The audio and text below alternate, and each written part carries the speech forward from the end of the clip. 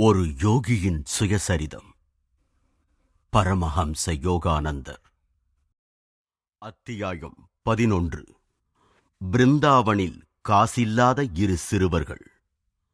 முகுந்தா, அப்பா உனக்கு எந்த சொத்தும் கிடையாது என்று சொன்னால்தான் உனக்கு சரியாக இருக்கும். உன் வாழ்க்கையை எப்படி முட்டாள்தனமாக நீ வீணடித்துக் கொண்டிருக்கிறாய்? மூத்த சகோதர உபதேசம் என் காதுகளை தாக்கிற்று. ஜிதேந்திராவும் நானும் அப்பொழுதுதான் ரயிலில் இருந்து புத்தம் புதியவர்களாக என்பது ஒரு பேச்சுக்குத்தான். எங்கள் உடல் முழுதும் தூசி படிந்திருந்தது. சமீபத்தில் கல்கத்தாவிலிருந்து புராதன நகரமாகிய ஆக்ராவிற்கு மாற்றலாகி வந்திருந்த அனந்தாவின் வீட்டிற்கு வந்தோம். அண்ணன் அரசு பொதுப்பணித்துறையில் மேற்பார்வை செய்யும் கணக்கராக இருந்தான். அனந்தா, உனக்கு நன்றாகவே தெரியும், நான் பரலோக தந்தையிடமிருந்துதான் என் பரம்பரை சொத்தை எதிர்பார்க்கிறேன். பணம் முதலில், கடவுள் பின்னர். யாருக்கு தெரியும், நம் ஆயுள் மிக நீண்டதாக இருக்கலாம். இறைவன் முதலில், பணம் அவன் அடிமை. யார் சொல்ல முடியும், ஆயுள் மிக குறுகியதாக இருக்கலாம்.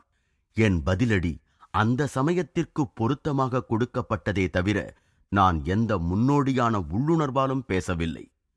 பாவம், அனந்தாவினுடைய ஆயுள் சீக்கிரத்தில்தான் முடிந்தது. ஆசிரமத்திலிருந்து கிடைத்த ஞானம் போலும். ஆனால் நீ வாரணாசியை விட்டுவிட்டாய் என தெரிகிறது. அனந்தாவினுடைய கண்கள் திருப்தியுடன் பளிச்சிட்டன.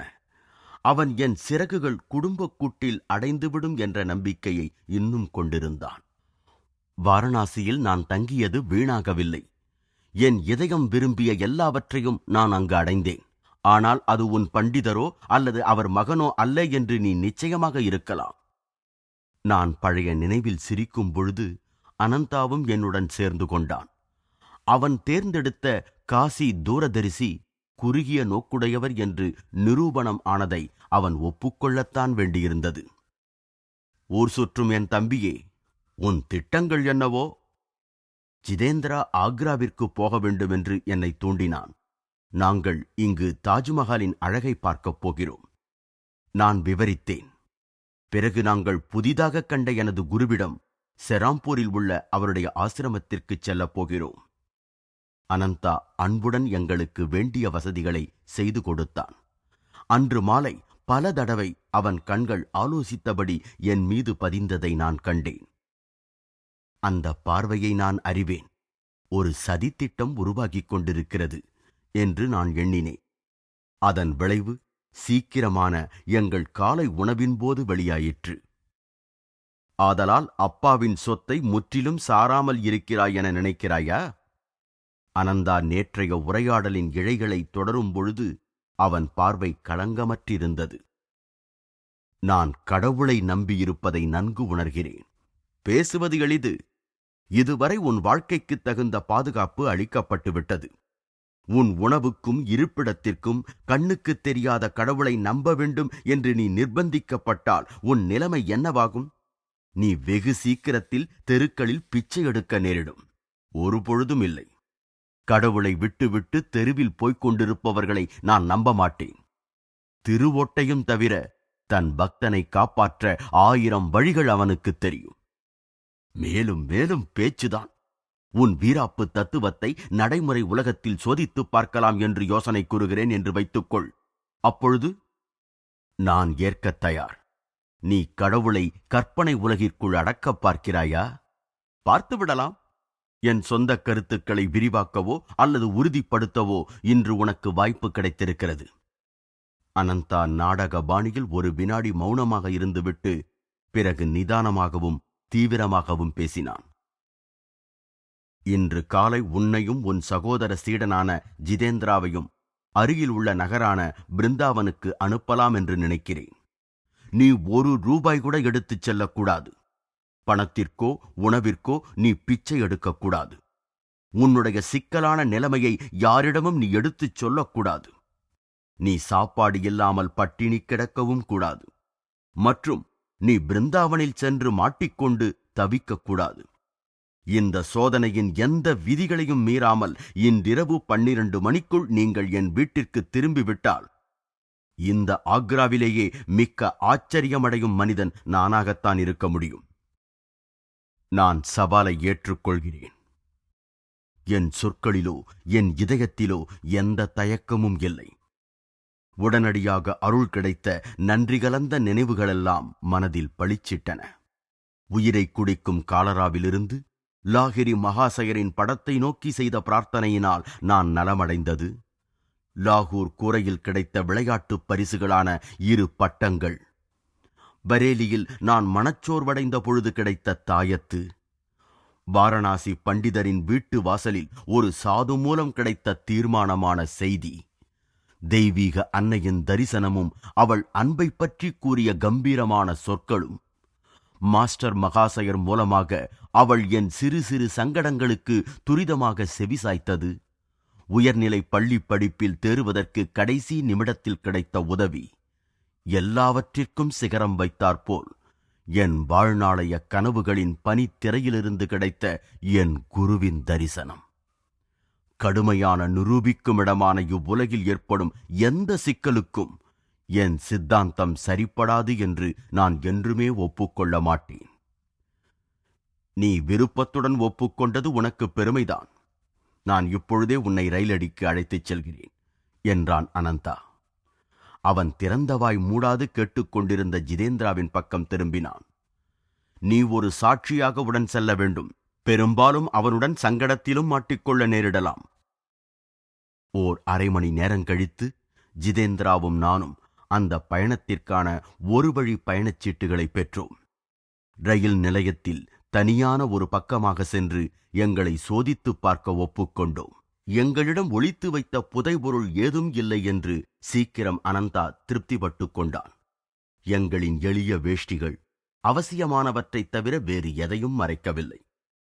தெய்வ நம்பிக்கை பண விஷயத்தில் குறுக்கிடுவதைக் கண்ட என் நண்பன் மறுத்து பேசினான். அனந்தா, பாதுகாப்பிற்காக எனக்கு 1-2 ரூபாயாவது கொடு. ஆபத்து என்றால் உனக்கு ஒரு தந்தியாவது கொடுக்கலாம் அல்லவா? ஜிதேந்திரா, என் ஆச்சரிய கூவல் மிக தீவிரமாக கண்டிப்பதாயிருந்தது. கடைசி பாதுகாப்பாக நீ ஏதாவது பணம் எடுத்துக்கொண்டால் நான் இந்த சோதனைக்கு உட்பட மாட்டேன். நாணயச் சத்தம் ஒரு விதமான நம்பிக்கையை தருகிறது என்று சொன்ன ஜிதேந்திரா அவனை நான் முறைத்துப் பார்த்ததும் மேலே ஒன்றும் பேசவில்லை.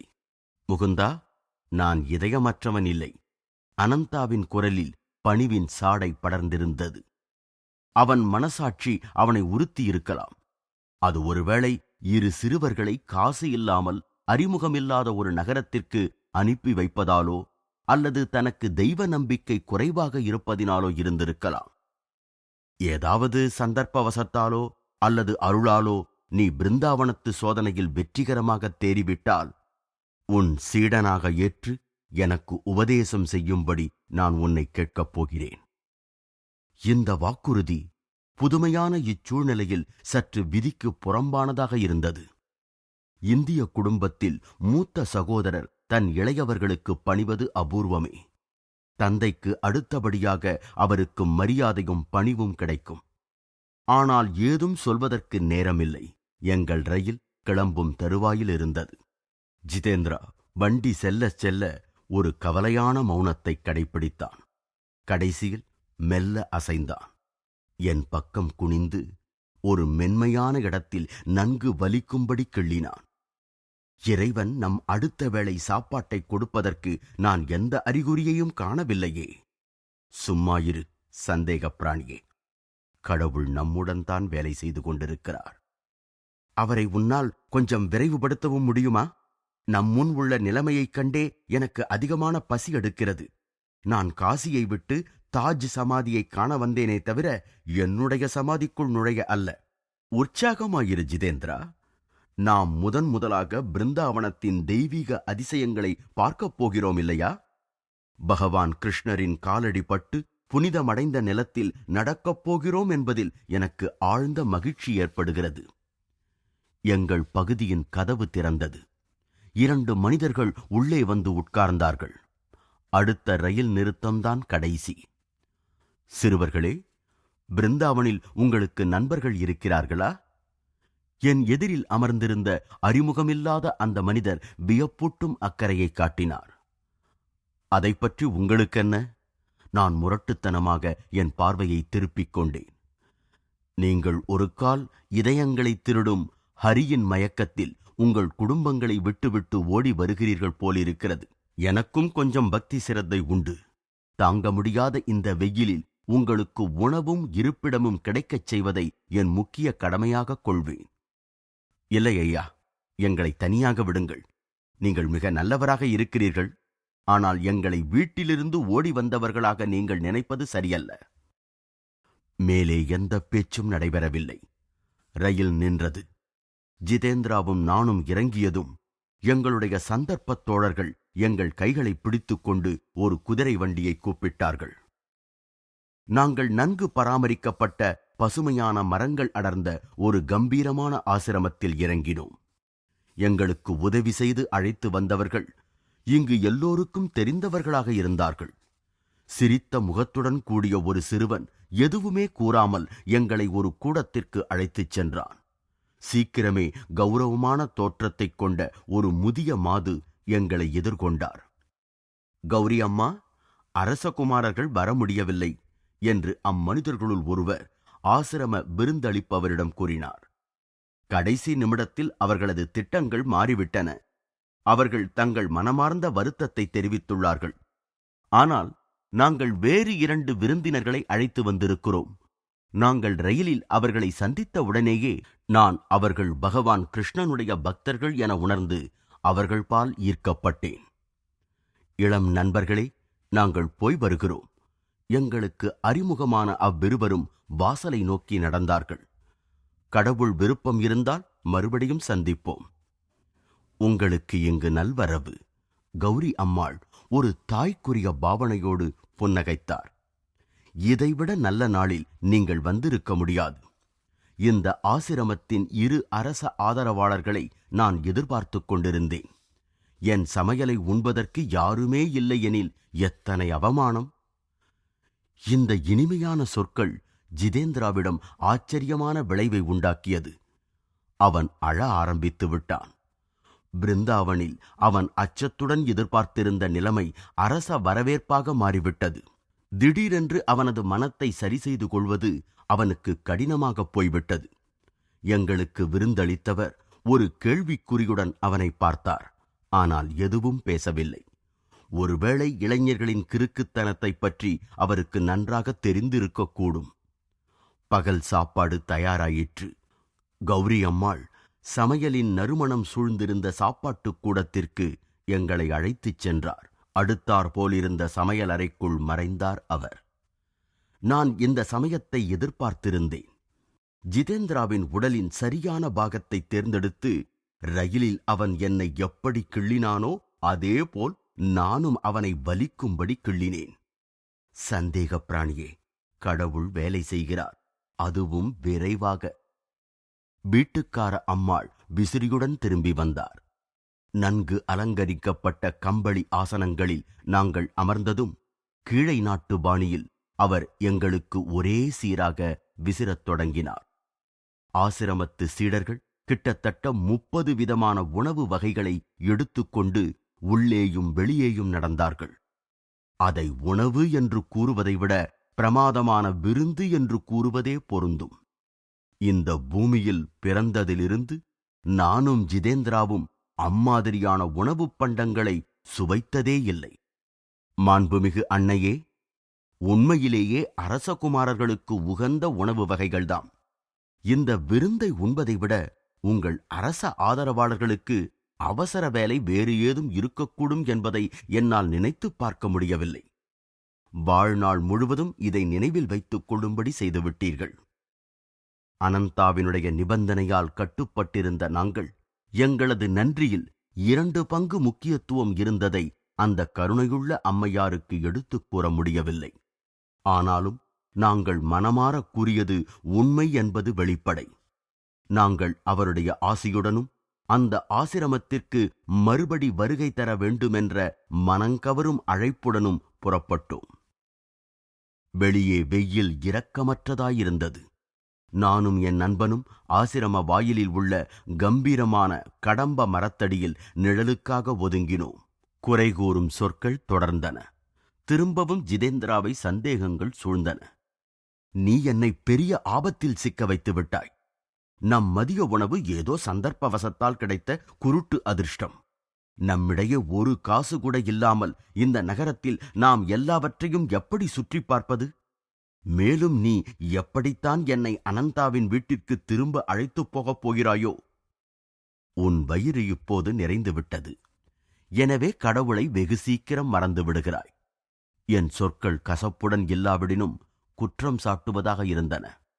தெய்வீக அருளைப் பற்றி மனித நினைவு எவ்வளவு குறுகியது! தன்னுடைய பிரார்த்தனைகளில் சிலதாவது நிறைவேற்றப்படாத மனிதனே இல்லை எனலாம். உன்னைப் போல் ஒரு பைத்தியத்துடன் வெளியே வந்த என் முட்டாள்தனத்தை நான் மறக்கவே மாட்டேன். அமைதியாயிரு ஜிதேந்திரா. நமக்கு உணவு அளித்த அதே கடவுள் நமக்கு பிருந்தாவனத்தை சுற்றிக் காட்டி நம்மை ஆக்ராவிற்கு திருப்பி அனுப்பவும் செய்வார். அழகிய முகத்துடன் இளவயதுடைய மனிதன் ஒருவன் வேகமாக அணுகினான். எங்கள் மரத்தடியில் நின்று அவன் என்னை வணங்கினான். அன்புள்ள நண்பரே, நீங்களும் உங்களுடன் வந்து இருப்பவரும் இந்த பக்கத்திற்கு புதிதானவர்களாக இருக்க வேண்டும். தயவு செய்து என்னை உங்களுக்கு விருந்தளிப்பவனாகவும் வழிகாட்டியாகவும் இருக்க அனுமதியுங்கள். சாதாரணமாக ஓர் இந்தியனின் முகம் வெளுப்பது என்பது அபூர்வம். ஆனால் ஜிதேந்திராவின் முகம் திடீரென்று வெளுத்தது. நான் மரியாதையுடன் அந்த அழைப்பை மறுத்தேன். நீங்கள் என்னை உண்மையிலேயே துரத்திவிடவில்லையே?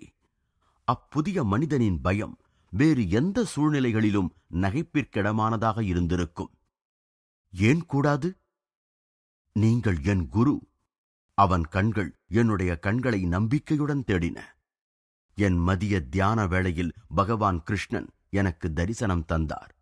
இதே மரத்தின் கீழ் அவர் எனக்கு கைவிடப்பட்ட இரு உருவங்களை காண்பித்தார். என் குருவே, ஒரு முகம் உங்களுடையது.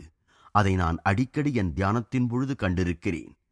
என் பணிவான சேவையை நீங்கள் ஏற்றுக்கொண்டால் எவ்வளவு ஆனந்தம் தெரியுமா? நீ என்னை கண்டுபிடித்தது பற்றி எனக்கும் மகிழ்ச்சி.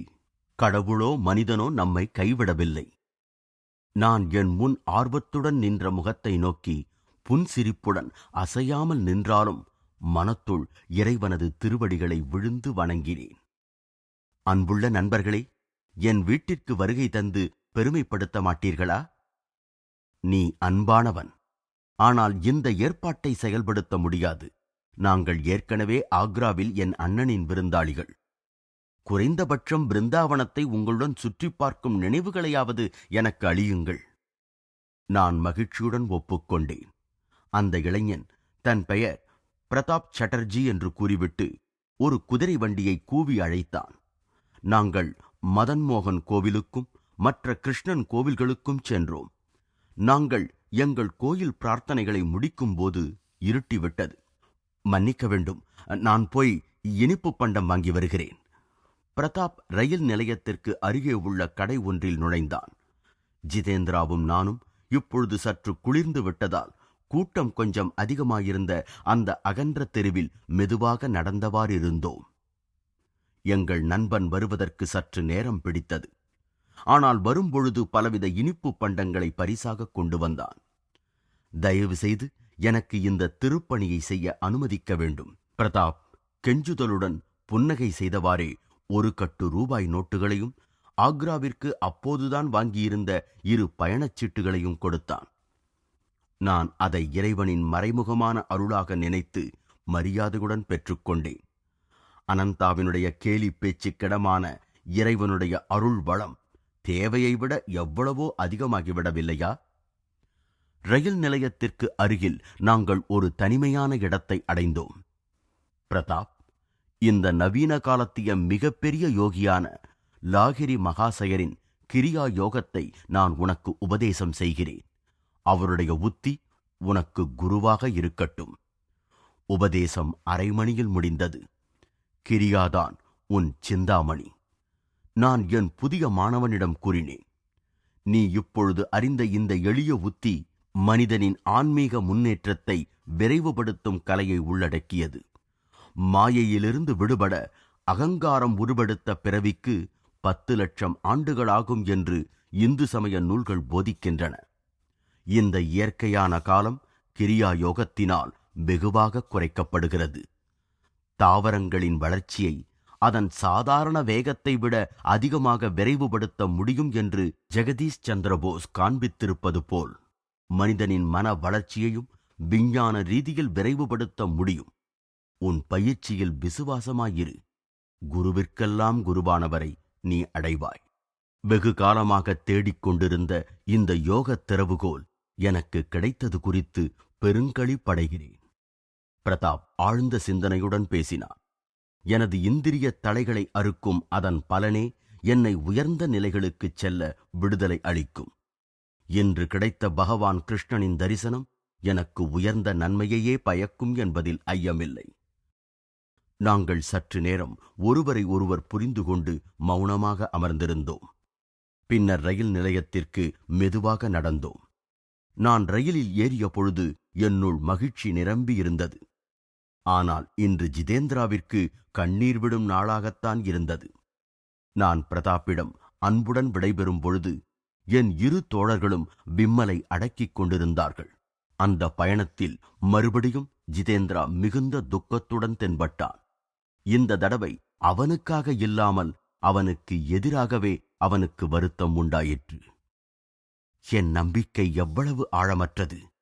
என் இதயம் கல்லாயிருந்திருக்கிறது.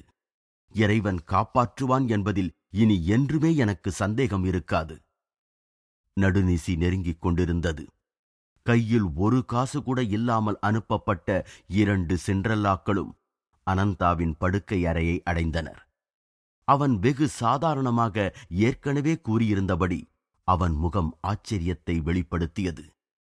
நான் மௌனமாக ரூபாய் நோட்டுகளை ஒரு மேஜை மேல் கொட்டினேன். ஜிதேந்திரா, நிஜத்தைச் சொல். அனந்தாவின் குரலில் நகைச்சுவை இருந்தது. இந்த பையன் கொள்ளை ஏதும் அடிக்கவில்லையே. ஆனால் நடந்தவற்றை கூற கூற என் அண்ணன் அமைதி அடைந்த பிறகு மிக ஆழ்ந்த சிந்தனைக்கு உள்ளானான். தேவையும் பூர்த்தியும் என்ற விதி நான் நினைத்ததை விட இன்னும் நுட்பமான இடங்களுக்குள்ளும் செல்கிறது. அனந்தா இதுவரையில் கண்டறியாத ஓர் ஆன்மீக உற்சாகத்துடன் பேசினான். நான் முதல் தடவையாக இழிவான உலகப் பொருள்களிலும் சொத்து சேர்ப்பதிலும் உனக்குள்ள அக்கறையின்மையை புரிந்து கொண்டேன். மிக நேரமாகிவிட்டிருந்தாலும் அவனுக்கு கிரியா தீட்சை அளிக்க வேண்டுமென்று என் அண்ணன் வற்புறுத்தினான். குரு முகுந்தன் ஒரே இரவில் தன்னால் தேடப்படாத 2 சீடர்களின் பொறுப்பை ஏற்க வேண்டி வந்தது. மறுநாள் காலை உணவை முதல் நாளைப் போல் அல்லாமல் மிக இணக்கமான நிலையில் உண்டோம். நான் ஜிதேந்திராவை பார்த்து புன்னகை செய்தேன். நீ ஏமாற்றமடையாமல் தாஜ்மஹாலை கட்டாயம் காண்பாய். செராம்பூருக்கு கிளம்புவதற்கு முன்னால் அதை சென்று பார்த்து விடுவோம். அனந்தாவிடம் விடைபெற்றுக் கொண்டு எனது நண்பனும் நானும் ஆக்ராவின் பெருமையான தாஜ்மஹாலின் முன் இருந்தோம்.